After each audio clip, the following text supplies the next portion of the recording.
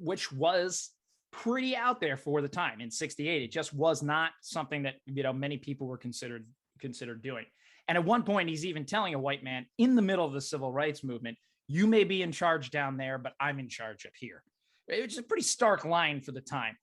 And I just thought it was I never have been sure. And Romero was always very coy about the idea of whether or not how political his message was within his film. I just always thought he did such a wonderful job weaving it with the overt of that line and that performance that he took. And the subtext, though, of this, of the fear that was there of the old world being devoured by the new, right? This idea they're coming to get you, Barbara. They're coming to take it away. They're coming to get you. It still is here today. I'm not saying we're past it, but it is definitely what brings a voice to that fear, which in the end is what horror is supposed to be about as a genre, right? How do we put a picture on these fears that we're carrying around with us all the time? I think it culminates. Greg and I were talking before the show, and he points out that it really culminates in a very overt message in Get Out, in Jordan Peele's Get Out, which really launches his career in the genre as well, moving from comedy to horror, or as I'm lovingly referring to it as the Stepford Black People, because we're taking that idea of this sort of castration and subduing and all of that. We start with the Stepford Wives in the 70s, right, and where women plays. We go to the Stepford Teens in Disturbing Tendencies, and we wind up here.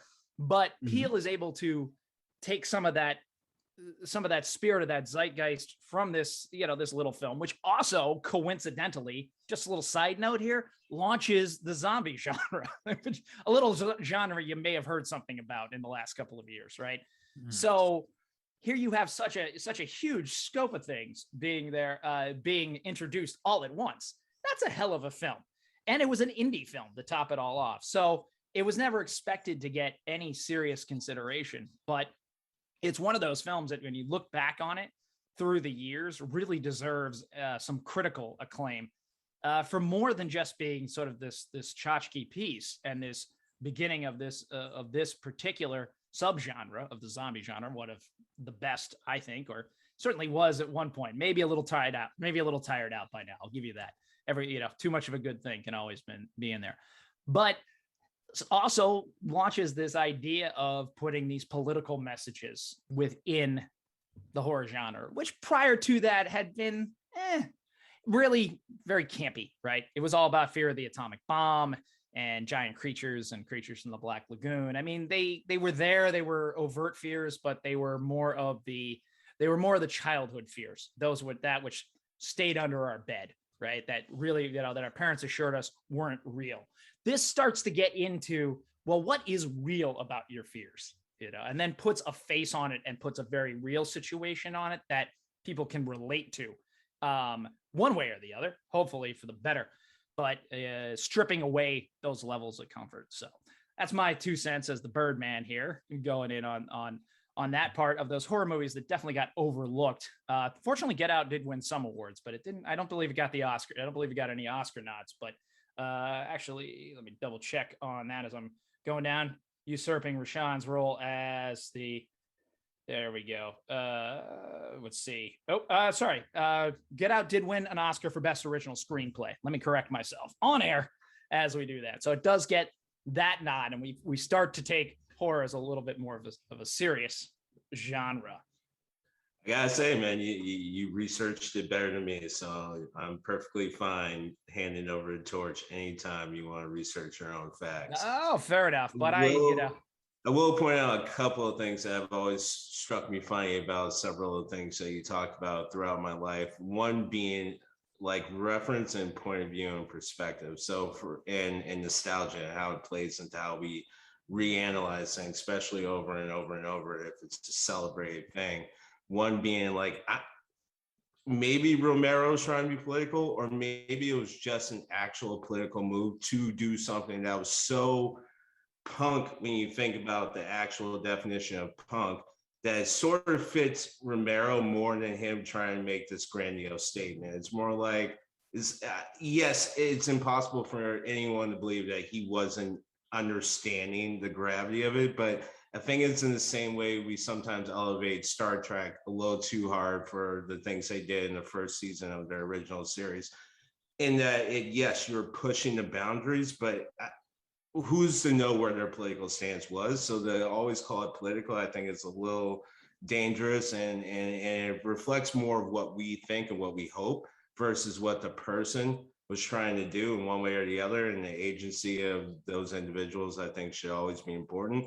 The other thing is, it's funny the way people sometimes and I don't want to speak for all Black people. I know Greg and I often are on different sides of the coin. So that right there should show people that. I spoke to all Black people, and you can speak for all Black people.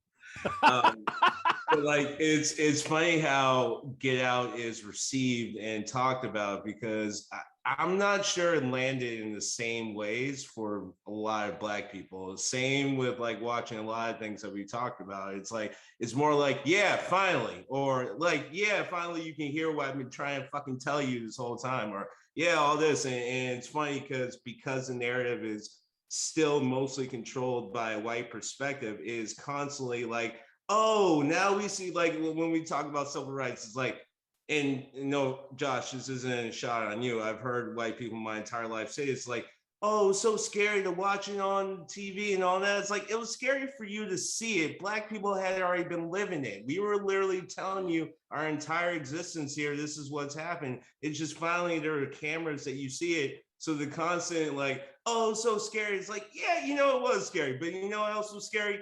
Literally the 100 years before that moment. And I'm sorry you had to witness it from your living room while my aunt and uncle and father and brother and all these other people were out there in the middle of it, getting the dogs, getting the hose. So the scary part wasn't necessarily the same or received the same.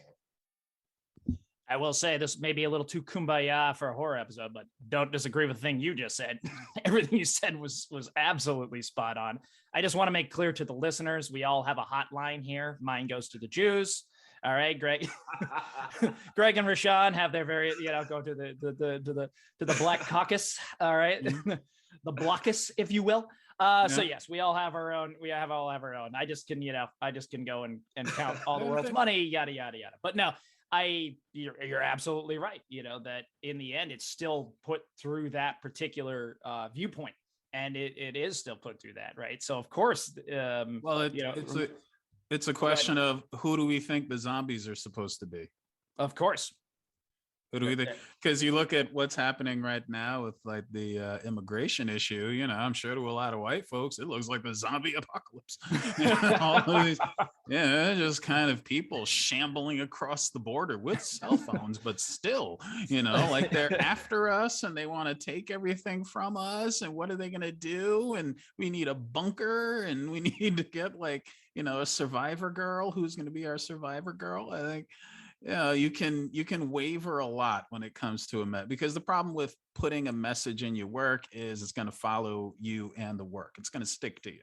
Yes. sort of like the ways, people would ask, Bob Dylan about like a lot of his lyrics or activism or anything. He always, he gets kind of wishy-washy about it. Like he doesn't give a really straight answer about it. And I always wonder if that's part of the reason. Same thing with Romero, same thing with Tolkien, like they kind of turn around, and it's like, even though for people watching it, it's obvious what you're trying to say, but then you say it's not so obvious.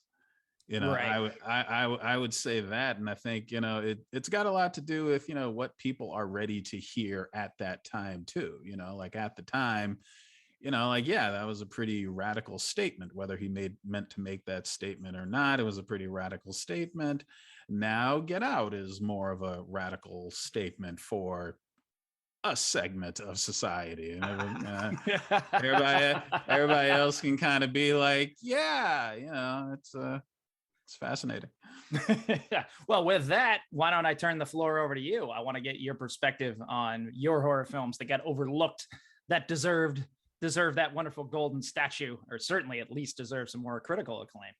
Well, I think a lot of it is, perfect timing too, because, I think it's a lot like, a lot of sci-fi films and superhero films. I feel like the acting and the special effects had to catch up to the genre. It really did, because it was really hard to take a lot of horror films seriously because the acting was terrible, the writing was terrible, the special effects were somewhere in between scary and kind of funny, because I wrote my some notes things down.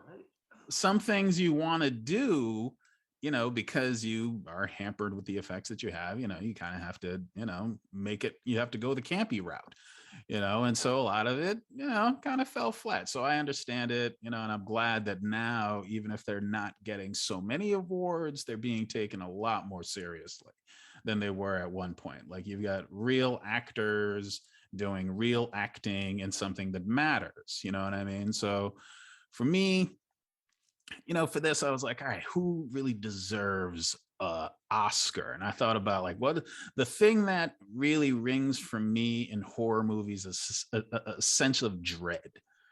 You know what I mean? Like a sense of dread, like not necessarily an inescapable dread, but just something where you're like, it hits you. Like, one of the best things about Nightmare on Elm Street is the premise. How do you not fall asleep? Like, how do you get out of that? Like, you can make the argument that, it's like, Jason, you can get away. You're just not taking the fact that there are 3 campers missing very seriously, and you're going to fuck instead. Like, if you really took it seriously, you wouldn't have half of these problems down the road. But how do you not fall asleep? You know what I mean? Or if it's a haunted house that won't let you leave, like, this is just a thing that is more powerful than you, and you don't understand it. And so I decided to give 3 examples. One not so serious, one serious, one serious, one not so serious, and one not serious at all. So the one that's not serious at all but gives you the sense of dread is definitely Hellraiser. Like, this was a movie, the subtext of that movie is giving into your lust. Like, how do you not give in to these sexual urges that are absolutely self-destructive, but that's the best part. Like, the best part of it is the fact that it is self-destructive. How do you not give into that urge and solve the box and bring on the Cenobites and be tortured for eternity? But that's okay, because at the same time, that you are walking into that, and it's just irresistible. Like, you need it. And that kind of just bondage body horror that they were doing was just so original. So original. There was nothing like it at the time. And the idea that, there is this other dimensional hell, not Satan, not really so much. They bring up the Leviathan in the second film, but in the first film, it's like, where's, the, more of the biblical iconography that we're looking for? And it's like, they created just a whole other, I mean, Clive Barker only made like 3 movies, but honestly, they're groundbreaking. And so I give him a lot of credit for it. And so for that, I say definitely Hellraiser should have won something. All right, for the next one, my not so serious one, but kind of serious one, I want to do Behind the Mask, The Rise of Leslie Vernon. It's a send-up of horror films done brilliantly and hilariously and originally. It's a mockumentary about a man who decides to become the next Michael Myers or Jason Voorhees. Like, he makes the decision to put in the work, all right, to do the cardio necessary to make himself this next level slasher. And it's brilliant. It's much, much better than Scream. It's much smarter than Blair Witch. Like, Blair Witch, although definitely the feeling of dread applies with the Blair Witch, I still say wasn't that great. And the shaky cam just started a thing in film that I wish did not start. But Behind the Mask, The Rise of Leslie Vernon, and you're kind of watching it, and it's kind of like, The Cabin in the Woods. Like, you're watching it thinking it's going one way, and then it turns, and suddenly you're even more engrossed than you were at the beginning of the film. Like, it's brilliant for that reason.